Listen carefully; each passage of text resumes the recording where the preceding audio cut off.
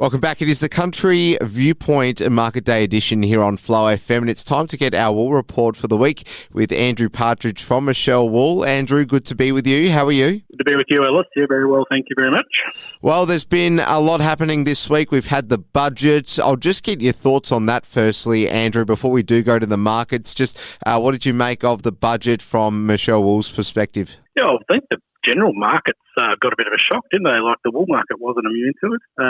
Currency shooting up like it did has actually affected our market, and we're not going to put the full blame on the budget and then the currency going up. But it certainly didn't help us. And then the EMI, of course, dropped 26 cents this week. So it's going to be interesting certainly next week.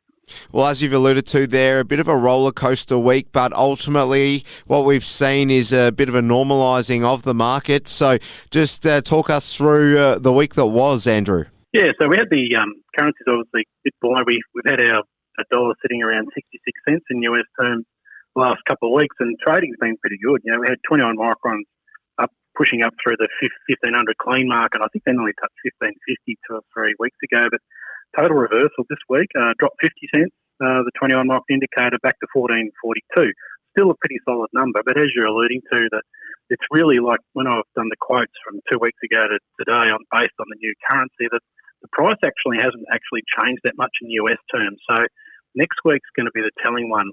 Was it just the position where the market got a bit oversold and buyers had to buy because we can't ship thin air, of course? So buyers stepping in the market, having to fill those orders, and now those orders are being completed at that lower US level, the US level on 66 cents. And now they've got to try and convert mills overseas at the currency being 68. So all of a sudden, overseas have to pay that 1% and 2% more, which they're not liking, of course. So there just could be a pause next week. Next week will be the telling thing, because now it's sort of coming back to those US levels that the market was happy to book at 2 or 3 weeks ago.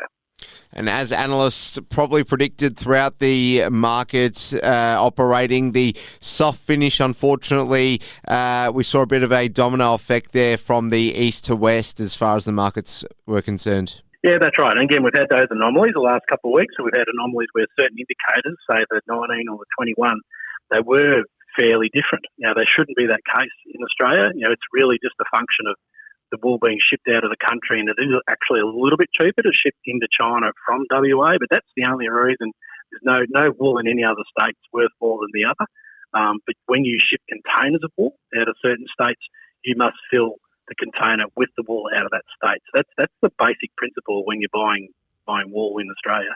You can actually ship the wool across from one side of Australia to the other, but obviously that's not very cost effective. So you do occasionally get little premiums in different centres just due to the nature of that buyer filling that order out of that state.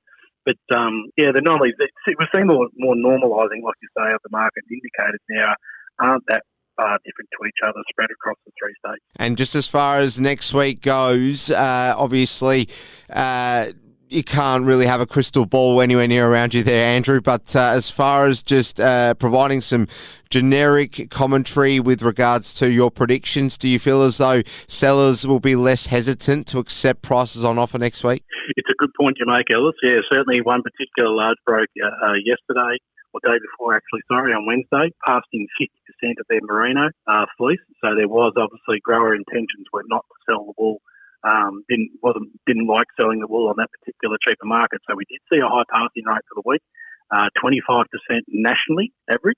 So your oddments are obviously been going down week to week. The merino fleece this week come down fairly cheaply. So 25% average passing rate for the nation is very high. So there was a bit of, no, I'm not selling more at this level, that's for sure. There we have it. Well, Andrew Partridge, as always, great to have your insights here on the Country Viewpoint here on Flow FM. Really appreciate your time. We'll speak to you next week. Cheers, Al. Thank you.